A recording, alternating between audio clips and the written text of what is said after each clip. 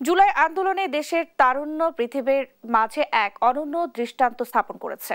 এই তারুণ্যকে সুযোগ দিতে হবে, এমন মন্তব্য করেছেন অন্তর্বর্তী সরকারের প্রধান উপদেষ্টা ডক্টর মোহাম্মদ ইউনূস।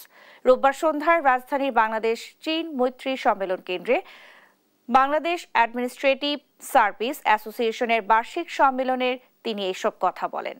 প্রধান উপদেষ্টা বলেন, দুর্নীতি থেকে বের না হলে বাংলাদেশের কোনো সম্ভাবনাই কাজে লাগবে না।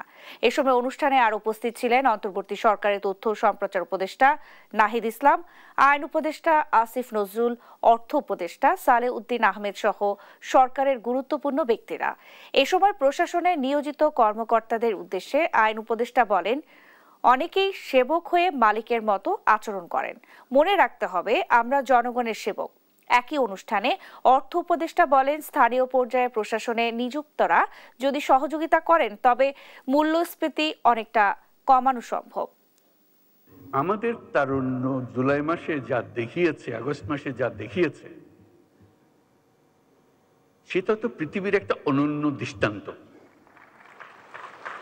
এটা সাধারণ একটা ঘটনা না, যেরকম করে অন্য দেশে বিপ্লব হয়, এই হয়। এই বিপ্লব কোথাও হয় নাই। তার প্রতিটি জিনিস যদি আপনারা বিচারে বসেন, দেখবেন যে এটা প্রতিটি দিক থেকে অনন্য। সেই অনন্য ক্ষমতা এই দেশের তরুণদের মধ্যে আছে, এটা হারিয়ে যাবে না। আপনারা মনে করেন না যে এটা এক ঘটনায় শেষ, এটা শেষ হয়নি, শুরু হলো মাত্র। কাজেই সেইভাবে আমাদেরকে এই তরুণদের সুযোগ দিতে হবে।